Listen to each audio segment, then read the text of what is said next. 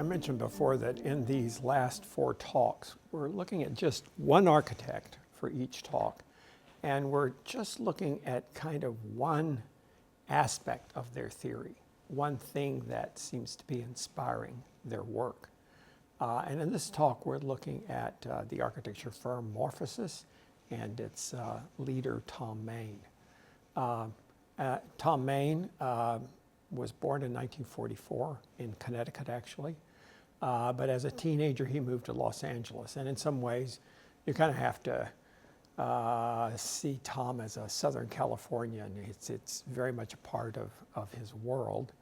But also, this is not a guy who grew up in great privilege. He was a everyday kind of guy. And he went to USC, University of Southern California in Los Angeles. He studied architecture there almost by as an accident. Wasn't with any great intention, but found he just was fascinated by it, loved it. He graduated in 1968. Then he worked around for several different firms in Los Angeles for a bit. And then in 1972, he and a good friend of his, Michael Rotundi, formed the firm Morphosis. And at the same time, he and Michael and a number of other people, Edward Errico and Moss, others that they kind of knew in the USC circle, started a new architecture school called SciArc. And they were the initial professors in that school. Michael Rotundi was head of that school for many, many years. And that began to be a real focus of their practice and their teaching together. That has been a long-standing thing for Tom. He's always been involved in universities, in schools of architecture, as well as in practice. In the midst of starting SciArc and starting his firm, he then decided, oh man, I need to go back and get more education myself. So in 1978, he got a master's degree from Harvard. So undergraduate from USC, graduate from Harvard. And then came back to LA after that because his firm was there and he had a huge investment there. So from that point, he and Michael Rotundi had this firm Morphosis. They were very, very successful, many, many design awards. Actually, often design awards for projects that were on paper and didn't necessarily get built at the beginning. In 1991, he and Michael split ways, and Michael Rotundi started his own firm, Roto, and Tom stayed with Morphosis and has continued the firm since then. So now it's really, Tom is the primary leader at Morphosis, and Michael Rotundi has long since gone other directions. He continued to teach, but at a certain point, gravitated over to UCLA, and he's been teaching on the faculty at UCLA for many years. Now, I'm going to make the argument, I want to talk about Tom as a guy who's got a certain just kind of pragmatic streak. And how do you use a pragmatism? How do you use a love of technical, everyday, nitty-gritty problems? How do you use that as a springboard for extraordinary design? So I don't think he just stops at, I'm here to solve pragmatic problems. No, that's not what Tom's about at all. But I think he sees those real, tangible, pragmatic issues in architecture as a starting point, and that's a very fundamental part of his theory. So let's see how that might play out. The first project we're going to look at here is, so Tom was practicing in LA, and I was teaching and practicing here in Austin, and Tom came as a visiting critic here at UT. And so he was here for, 6 weeks or something like that. Back then we used to have a little short stint visiting critics. And anything to do in the evening, so we'd have dinner together occasionally. And he was doing this house at that time, which is the Lawrence House. It was maybe in later stages at that point. But this was early in his career. He's not a very well-known guy. And he and Michael are struggling with this young practice. And they get this project in Hermosa Beach for this, what was an extension to an existing house. Crappy little existing house there, and they're extending it. And it was a budget job, didn't have a lot of money. It's a young practice, that's the kind of job you're dealing with. So they have it bid, and the bids come in extremely high. The client's pissed off, they can't afford it. The stupid architects designing something I couldn't afford. Tom said at that point, I've never had a client that wasn't an asshole.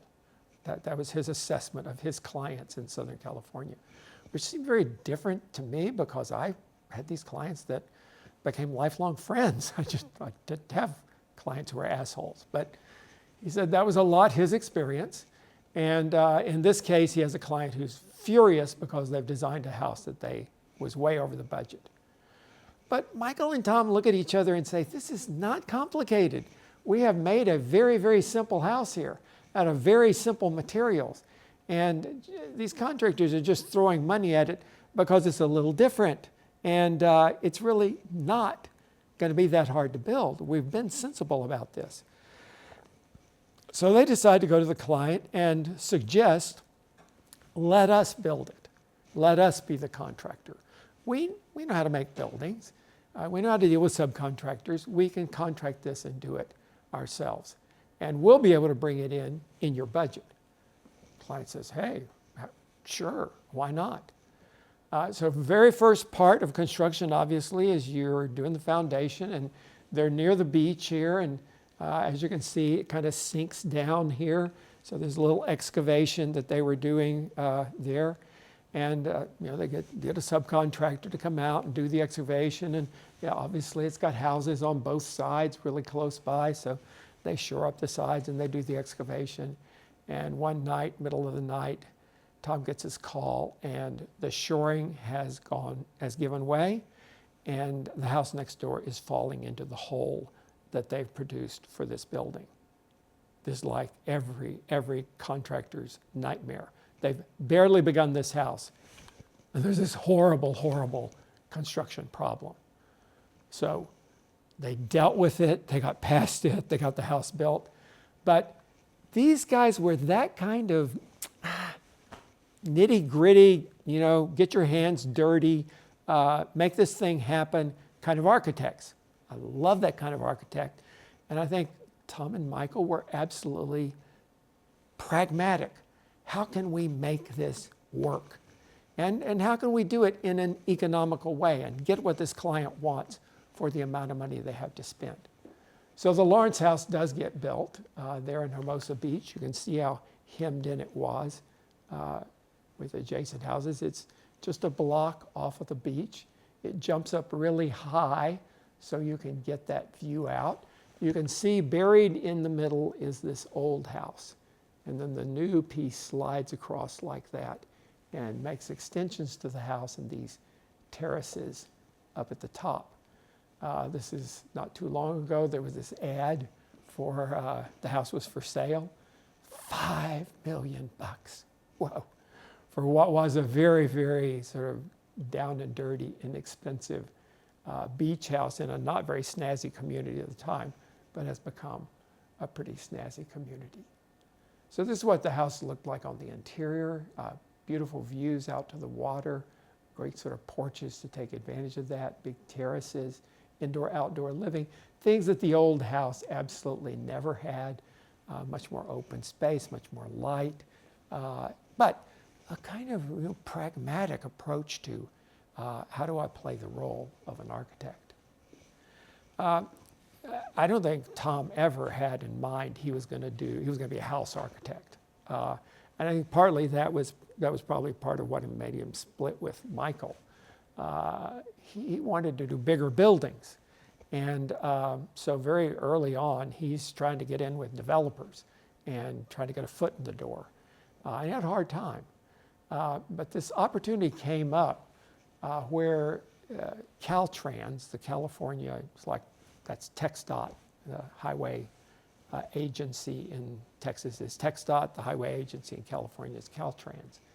And they were building a new headquarters building in downtown Los Angeles. So there's sort of the center of downtown. There's a snazzy end of downtown where the Cathedral by Rafael Moneo is right there. The Frank Gehry designed Disney Concert Hall is right there. The Broad Museum by Diller and Scofidio are right there. And right over here is Caltrans. And this was a design build project. So that means that they had a contractor and a developer and an architect who were a team. And I think there was a little competition between several different teams. And Tom had managed to get on this team with a good developer and a good contractor. And if they got a design that Caltrans liked, and it was in the money that Caltrans wanted to spend, then they got the job. But it was very much, it had to be a practical building. It had to be one that was within the budget. So this was a very, very pragmatic building that you see right there. It's just a big, dumb box, basically. It actually is a little wider than most office buildings, which makes it a little more economical, less perimeter to square foot ratio. So it basically is just a very, very simple standard office building with a little bit of area down there, which is for those parts of the agency that have to do with public interaction. And that big box was very, very simply finished. Basically, inexpensive curtain wall on the north side, inexpensive curtain wall on the south side, and then the east and west sides both had this scrim on it. This is being, again, pragmatic. We got air conditioning and heating bills to think of here. This is in Los Angeles, where the sun's pretty tough. The climate is good, but the sun there's a lot of heat gain in Los Angeles. So on this west face, it's perforated metal for the most part. So there's that filtering of the light before it gets into the windows. And the windows are not big behind that perforated screen. They're, like that kind of window. But so they reduce the amount of window on the west side, and then they put this perf screen in front of it. And that perf screen then kind of dances down and becomes articulation for the courtyard here, and dances over and becomes a cover for this public transaction area and the signage for the building on the major street there. Back on the east side, again, that same scrim along the east side. On the south side, very different from the north side. Now we have to worry about the south sun, and we want to get the sunlight in the wintertime. We want to keep it out in the summertime. So we used horizontal sun shading right here. So there's a curtain wall behind with horizontal sun shading. And that horizontal sun shading is solar collectors. So they're doing double duty over there. Super pragmatic. West side, very, very thoroughly shrouded. South side, direct heat gain when you want it, kept out when you don't, and using the solar collectors there. Just really, really a pragmatic building. And then using this sheathing that comes out to make this big sign and the one kind of big statement on the street that gives you the address and sends you into the courtyard there. Now, another thing that you've probably been noticing on this west wall is that it's operable. So that shroud can be closed as it is here, or it can be opened as it is here. Now, not enormously open. There still are just little peek holes coming out of there, but it can open up for a little more view for the parts of the day when you don't have that west sun coming in. And that's on an automatic sensor, so around through most of the day, it would be open, and then as the sun moves over the west side, the idea is then automatically those would close and the west sun would be kept out. So there you can see those windows open there, the screen coming down and beginning to articulate a little patio right there. The building in plan, this is actually a plan on the third floor where there is a kind of sally port that runs through here, but mostly the building is just that box like that, a core in the center, just your standard developer thing. And this is Tom being practical. really, really pragmatic. We're not going to question the idea of simple lease space all the way around, simple core in the center, and that actually is particularly deep lease space. So it's a long way from that wall to the core. And on these long walls of the building, the openings are modest. On the north and on the south, it's floor-to-ceiling glass, but on the walls on either side, it's modest. Got to say, honestly, I've been up in the building, and not a really particularly wonderful feeling when you're up there in the workspaces.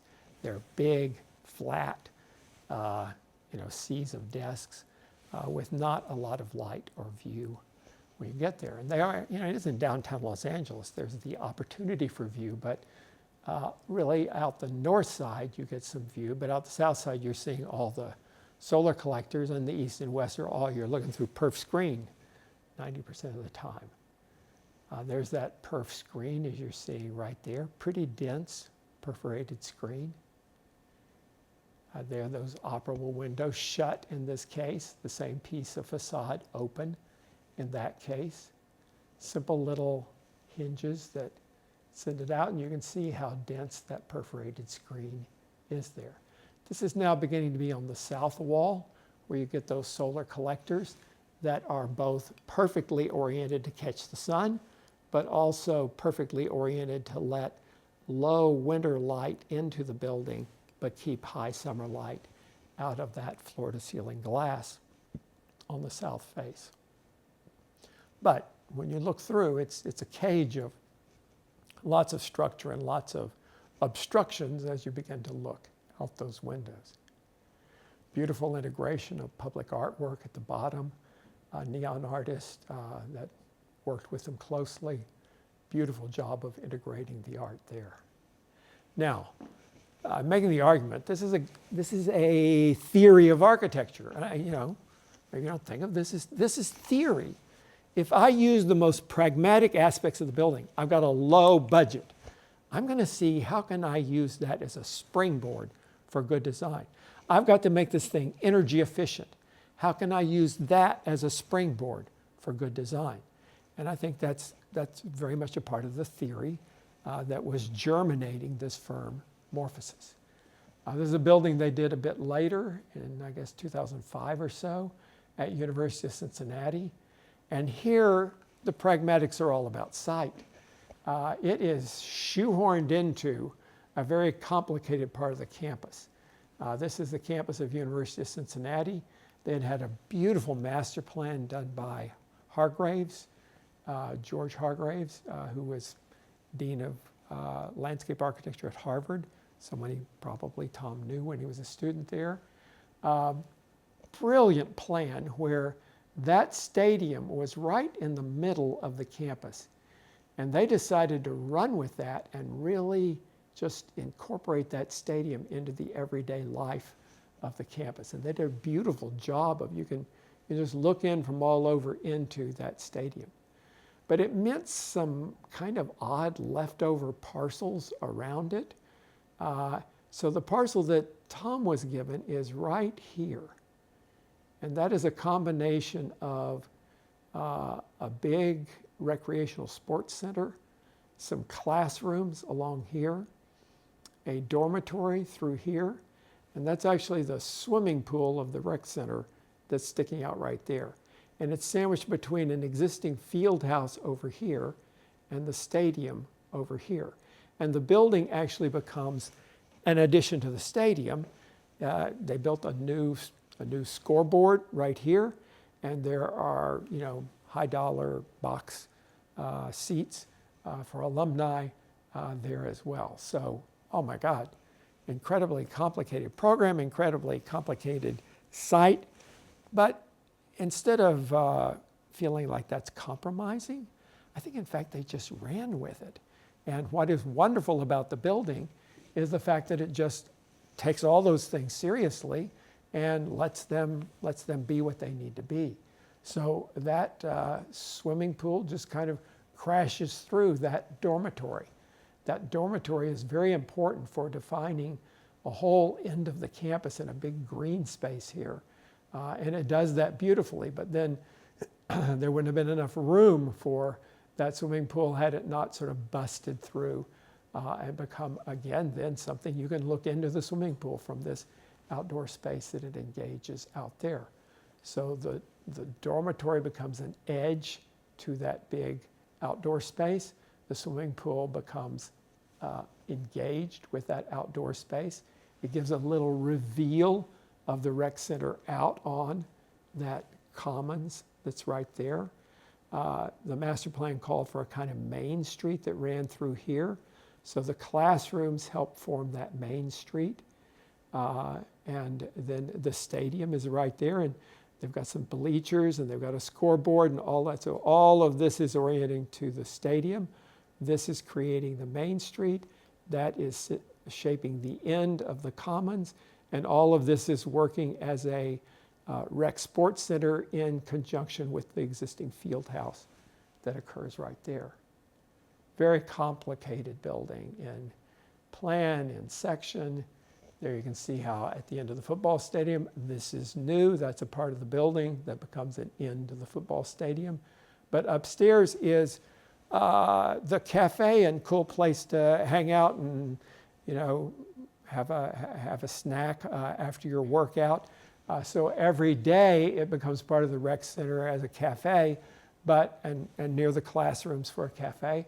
But then on game day, that becomes a concession area for the stadium. So it's flipping back and forth there.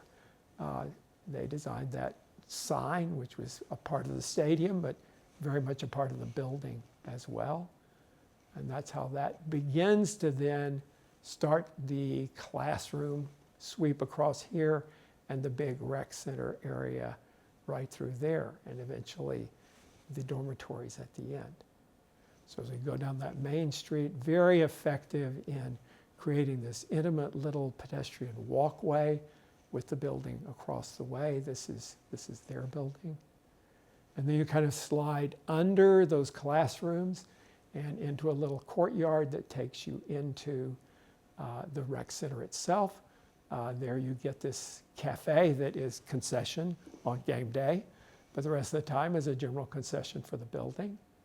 And then you move into these, it's an amazing rec center.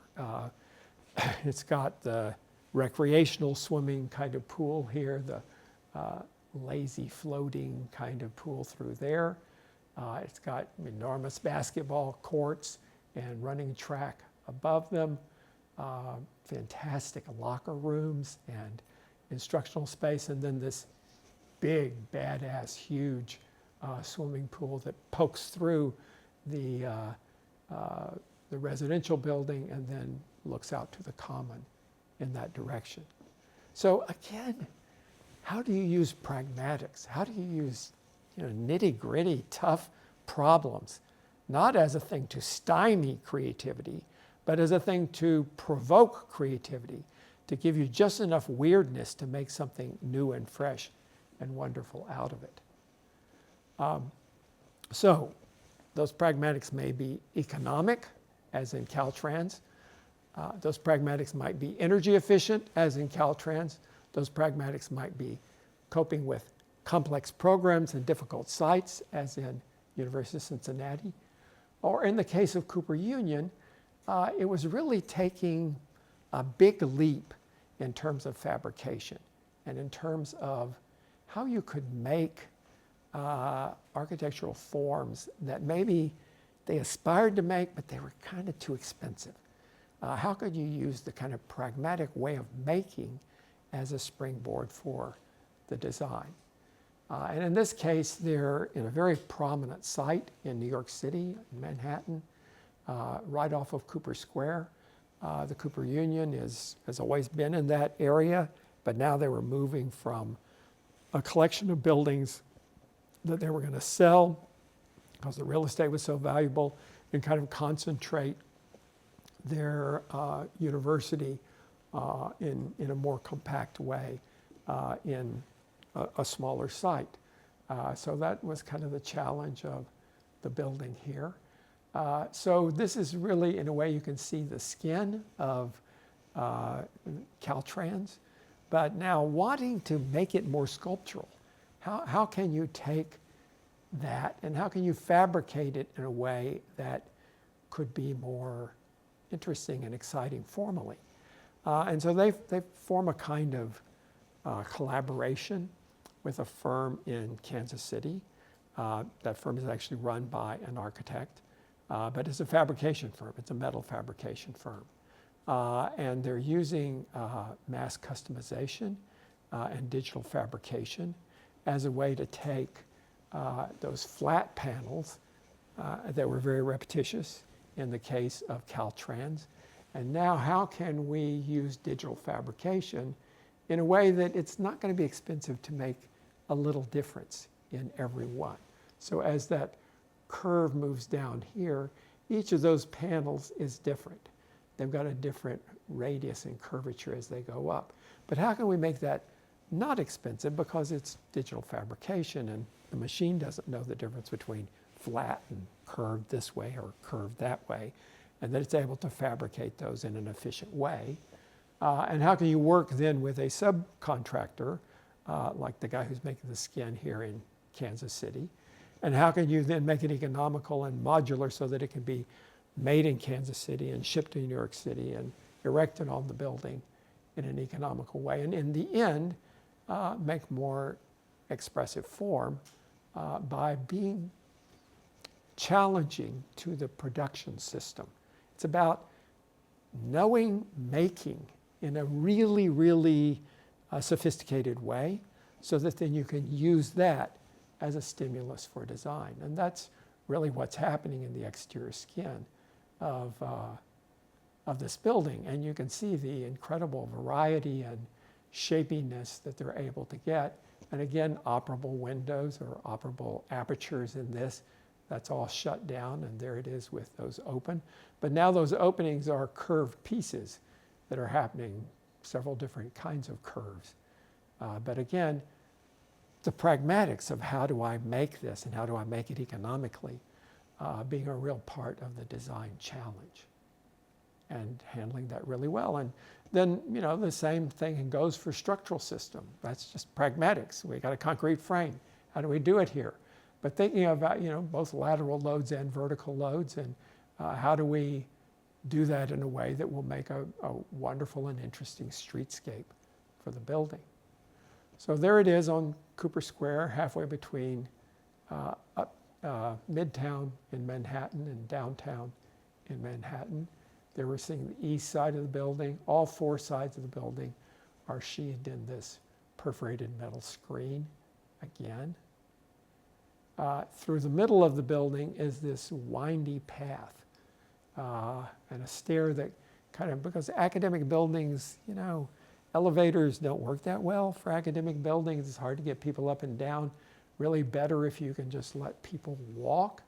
So this big inviting stair is the core of the building. Again, just solving a practical problem, but in an innovative and really gorgeous kind of way.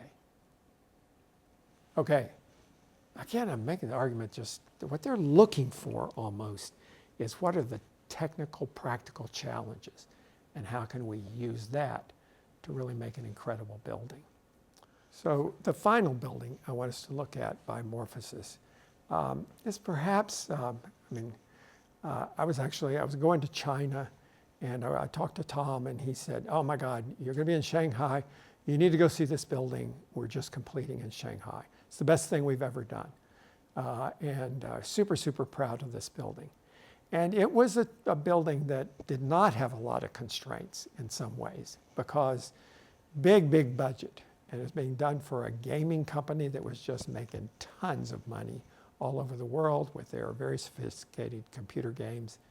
But he said, we've really been able to try some things and really look into fabrication and structure in a way we haven't been able to do before. So we used that budget to really, in some ways, explore these pragmatic things of making and fabrication and structure. So this is the giant interactive corporate headquarters. It's outside of Shanghai. That's Shanghai, which is, just crazy dense city. This is kind of core of Shanghai there. But it just sprawls and sprawls and sprawls, and way, way, way out in the suburbs. That's what it looks like. And this site is way, way, way outside of Shanghai. And it was in an area that had been rice paddies all through there and was rapidly urbanizing. But part of the idea here was to, all the canals that had been feeding water to the rice paddies were there, and to keep a little bit of a remembrance of the green, soft, flat space that was there and that you can see in this kind of aerial view for the site. So a great deal of it keeps that kind of rural, agrarian, green feeling, now warping and twisting that to create the building. And it really is a very complicated building. There is the major office portion of the building is there and jumps over a main road that separates the two parcels. So that's the office area. Out here is actually a residence for the CEO, a very luxurious home for him right there. This is sort of the conference area that feeds the offices there. So this is all kind of the business end and the CEO. Then over here is a big rec center for all their employees, athletic space. And over here is a little hotel for their guests that come in from out of town. So they don't have to, it is suburban and it's not great anywhere around, so it's kind of nice to stay in the compound there. And then as you go up to the second floor, you can see in plan there this office area that we're seeing through here, jumping over the road, the rec center right there, the little hotel back over here. And then on the top floor, the CEO's swanky digs up here, cantilevered over one of those canals, and then wrapping back around into the office space through there. So again, it's very site sensitive. So it's dealing with the pragmatics of the site very thoroughly. It is a complex program and it's dealing with that very thoroughly. But it also is in jumping over the road, some things that are difficult here and there. And then really thinking through the structure and this whole idea of a carpet of green roof that unifies the whole thing together, and that requires a lot of extra structure to hold all of that up. Some very long span spaces where we've got gymnasia in the rec center. So all in all, he begins to make the construction of the building very much an expressive part of it. And the site of the building, very much an expressive part of it. Always interacting the views of all those offices with this canal that runs through the site. And there you are in those offices. I was there when it was about to be inhabited, but not quite inhabited yet. And you can see all of those worker spaces looking out into the canal area to the side there. But throughout the whole thing, the structure being a pretty strong element.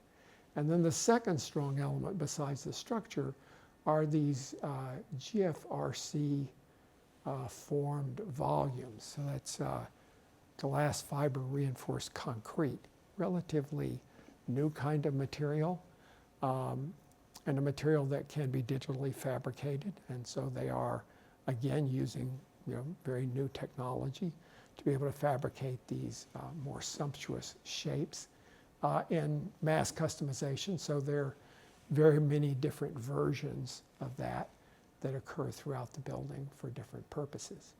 And there you can see that GFRC, the panels being formed up like that, and all of them with a kind of base, but with customized for different apertures and openings in them. You can see very, very complex structure. The structural system and the GFRC volumes are really kind of the architectural message of the building on the interior. These are the lobby spaces as you're going into the office building. And then this is the beginning of the rec center, an area where you drop off with those big GFRC volumes. They're kind of marking the entry. the structure of the trusses expressed there. And now those trusses, they're those GFRC volumes. We're entering the rec center. And then the trusses begin to be a big and very important factor when you get to the big open recreation spaces, the long spans over the basketball, volleyball, all kinds of Asian sports that are going on in here as well. So really it's that interaction of structure, and GFRC volumes that are really kind of making the architecture. But it's significantly the fabrication of all of this that really is the springboard for the character of the design. That huge cantilever, again, it's structure for the CEO's office hanging out over the canal. And that is a hugely dramatic space, deep and all kind of stacked on top of itself. It goes from kind of business conferencing area to living room area to bedroom area, stacked on top of each other. And then finally this, the green roof, which is another kind of technology and done superbly and successfully to recreate that reassertion of the original landscape that was there. So again, one architect, Tom Main, Morphosis, and thinking through, I think really Tom's interest as evident from the Lawrence House when they played contractor, all the way through to all of this interest in digital fabrication and mass customization and other kinds of construction methods being inspirational for the design. Okay, see you next time.